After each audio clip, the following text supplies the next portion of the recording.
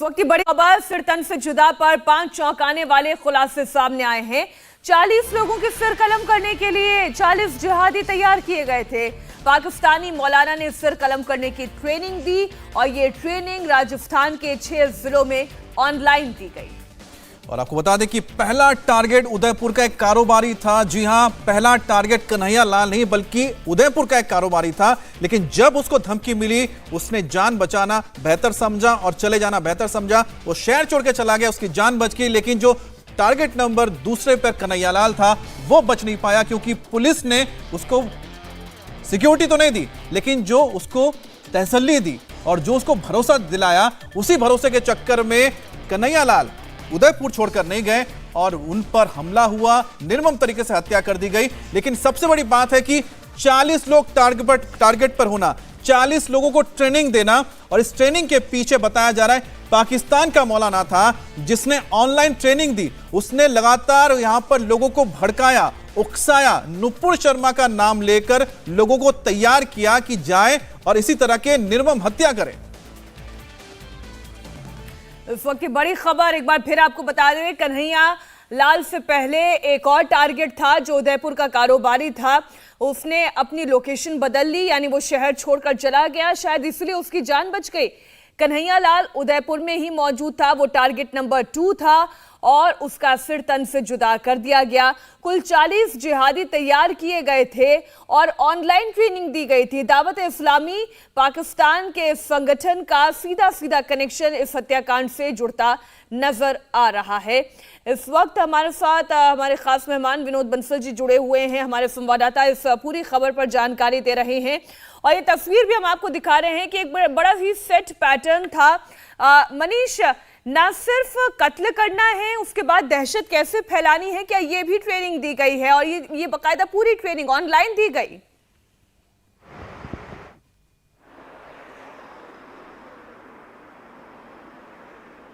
मनीष भट्टाचार्य, आप मुझे सुन पा रहे हैं? जी मीनाक्षी जी, ये ट्रेनिंग क्या ऑनलाइन दी गई? हर जिहादी को एक टारगेट दिया गया था या हर जिहादी के लिए सभी टारगेट थे वो तमाम लोग जो नुपुर शर्मा का सपोर्ट कर रहे थे?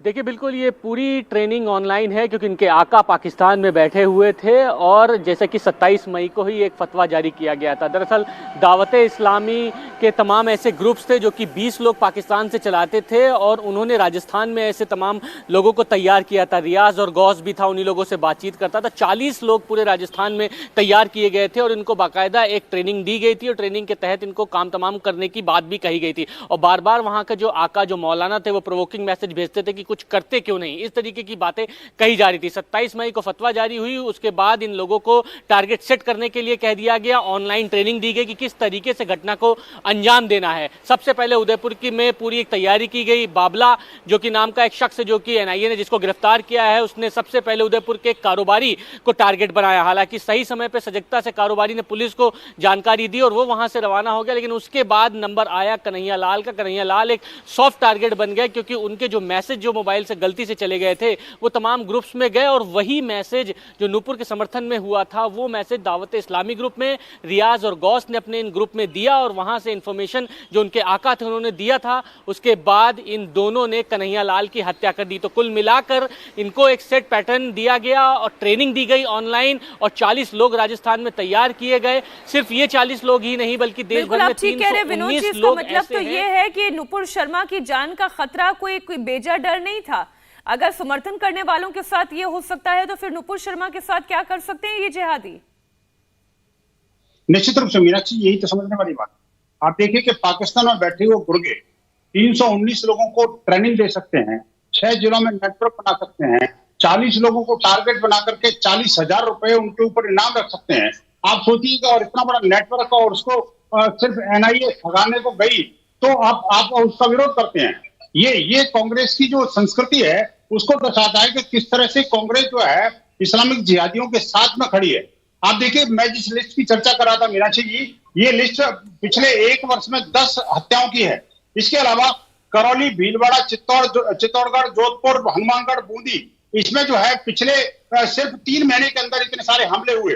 और कोटा का सांगो, जयपुर का रामगंज, टोंक का मलपुरा और अब भीलवाड़ा और उदयपुर के कई बस्तियां ऐसी हैं जो कि इस्लामिक जिहादियों के अड्डे बन चुके हैं। वहां पर वो एक मिनी पाकिस्तान डेवलप हो रहे हैं, लेकिन सरकार सोई हुई है, सुप्तावस्था में होकर के सरकार मूक दर्शक होकर के हिंदुओं को मरवाने के लिए, एक तरह से मैं कहूंगा सीधे आरोप लगा रहा हूं कि वो हिंदुओं को मारने वालों के को प्रश्रय देती है सरकार। ये बहुत गंभीर बात है बेसिकली, जो सरकार को नहीं करना चाहिए था। आप देखिए कि कांग्रेस की जो चाल चरित्र चेहरा है, उसी के कारण जो है आप बाड़मेर और जैसलमेर जैसे जो हमारे सीमावर्ती क्षेत्र हैं, वहां पर मुसलमानों की जो आबादी है तेज गति के साथ बढ़ी है। आखिरकार कहां से आए, क्यों डेवलप हुए? और ये जो हमारी जो सीमा पर जो सिक्योरिटी को थ्रेट हो रहा है, उस पर सरकार क्यों मुक्त दर्शक बनी हुई है? नहीं तो एनआईए का तो बहुत शुक्रिया कि इस बड़े सही वक्त पर इस पूरे सिंडिकेट का खुलासा उन्होंने कर दिया। शुक्रिया विनोद बंसल जी, आपका समय देने के लिए। इस पूरी लिस्ट को भी आपने दर्शकों के सामने रखा।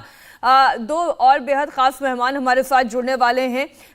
पाकिस्तान से जर्नलिस्ट हामिद अल मशरकी हमारे साथ जुड़ गए हैं। बहुत स्वागत है हामिद जी आपका। राजीव तुली भी हमारे साथ जुड़ेंगे, राजनीतिक विश्लेषक हैं आप। लेकिन उससे पहले इस वक्त की बड़ी खबर एक बार फिर दर्शकों को बता दें। उदयपुर और साथ ही साथ महाराष्ट्र के अमरावती में हुए जघन्य हत्याकांड के बाद एनआईए ने यह जांच अपने हाथ में ली और उसमें एक बहुत बड़ी जानकारी निकलकर सामने आ रही है कि इन्हें बकायदा ट्रेनिंग दी जा रही थी। पाकिस्तान में बैठकर ये ट्रेनिंग हो रही थी। हामिद जी, खबर यही है कि पाकिस्तान में बैठकर भारत में लोगों का माइंड वॉश किया गया और इसके बाद उन लोगों को टारगेट करने के लिए कहा गया जो नुपुर शर्मा के समर्थन में पोस्ट कर रहे थे। Thank you very much Meenakshi. मैं बड़े दिनों से वेट कर रहा था कि इस मामले को कब आप पाकिस्तान से जोड़ेंगे, कब आप। अभी तो मुझे इंतजार है जिस दिन हम ये कहें कि नुपुर शर्मा भी जो है वो भी शायद पाकिस्तान की एजेंट थी। बीजेपी की तो वो एजेंट ही नहीं थी, बीजेपी की तो है। बात ये है कि आप थोड़ा रियलिस्टिक हो जाएं। आपने 25 करोड़ मुसलमान जो इंडिया में रहते हैं, आपने उनका हर्ट किया है ब्लास्फेमिक अल्फाज के साथ। जो आपने किया है उसका रिएक्शन जो है, उसके लिए पाकिस्तान को कुछ करने की जरूरत नहीं है। देखें, आप ये बात समझें कि जो इंडिया में रहने वाला मुसलमान है, नबी सल्लल्लाहु अलैहि वसल्लम की जात के लिए वो भी उतना ही जज्बाती है। आपका ये जो तरीका है कि हर चीज को पाकिस्तान या आईएसआई पे डाल देंगे, इससे आप अपनी पब्लिक की अटेंशन तो डाइवर्ट कर सकते हैं। आप असल मुद्दे को सोचें। मुद्दा क्या है? हामिद जी एक बात बताइए। हामिद जी, आपने जो एक जिक्र किया कि यहाँ पर किसी ने, अगर नुपुर शर्मा ने कुछ शब्दों का इस्तेमाल किया जिससे हमारे मुस्लिम भाई बहनों को तकलीफ हुई, तो उसके लिए उन पर कार्रवाई हुई। लेकिन अगर आप ये कह रहे हैं कि हमारे 25 करोड़ अगर इस तरह से हुए होते तो यहां पर माहौल कुछ अलग होता। मुझे ना पाकिस्तान का बताइए, आप पाकिस्तान का हवाला दे रहे हैं ना, आपका तो इस्लामिक देश है। आपकी जो दोस्ती है और जो गलबैया आप करते हैं चीन के साथ, वहां पर जो इस्लाम के साथ, प्रॉफिट के साथ, कुरान के साथ, वहां पर सुन लीजिए शिनजियांग में जो होता है, उइगर मुस्लिमों के साथ होता है। आप लोग क्या करते हैं? क्या किया आप लोगों ने? उनके साथ ही तो आप रहते हैं, उनका इन्वेस्टमेंट ले रहे हैं, आपके देश में उनके लोग आके पैसा डालते हैं ना। बताइए, वहां पर नहीं होता है? तब आपको नहीं लगता कि आप मुस्लिम नहीं है? तब क्या प्रॉफिट के खिलाफ नहीं हो रही चीजें? हामिद जी, मैं अभी मुद्दे के ऊपर मैं बात नहीं, मुद्दा नहीं, इसका जवाब दीजिए ना। आपने भारत पे सवाल उठाया, अपनी बात बताइए। मुद्दा ये है कि आपका सुप्रीम कोर्ट कहता है कि नुपुर शर्मा की वजह से ये सब कुछ हुआ। आपके सुप्रीम कोर्ट का डिसीजन है ये, ठीक है? डिसीजन नहीं है सर, ऑब्जर्वेशन है। फर्क होता है, डिसीजन और ऑब्जर्वेशन में फर्क है। एक जज का ऑब्जर्वेशन है, सुप्रीम कोर्ट का नहीं है। मेरा भी यही ख्याल है कि आपका सुप्रीम कोर्ट भी अब इतना डरता है कि ऑब्जर्वेशन ही दे सकता है। नहीं सर, हमारा सुप्रीम कोर्ट यहाँ पर कोई सी दबाव में नहीं काम करता। आपके यहाँ सुप्रीम कोर्ट क्या करता, हमने देखा था क्या चल रहा था सर। तो आपको बेनिफिट दिया था डिसीजन कह के, आप कहते हैं ऑब्जर्वेशन है तो ठीक है। ऑब्जर्वेशन में वाज़ेह तौर पर यह बताती है कि इस सारे फसाद का जो प्रॉब्लम है वो नुपुर शर्मा है, ठीक है? इसके बाद आप अगर किसी और को दोषी ठहराएंगे तो आप गलत करेंगे। देखिए, आप मुझे दोषी नहीं, हामिद जी, आप एक जर्नलिस्ट है और एक जर्नलिस्टिक अप्रोच के साथ इस पूरी खबर को समझें। एनआईए की जांच में ये बात सामने आई कि दावत-ए-इस्लामी संगठन के कुछ मौलानाओं के जरिए बाकायदा ना सिर्फ यहाँ पर कुछ लड़कों का माइंड वॉश किया गया, और माइंड वॉश करने के बाद टारगेट कौन होने चाहिए उसकी भी ट्रेनिंग दी गई। इंडिया टीवी हर वक्त हर जगह डाउनलोड करने के लिए सर्च करें India TV news Google play store या ऐप स्टोर पर।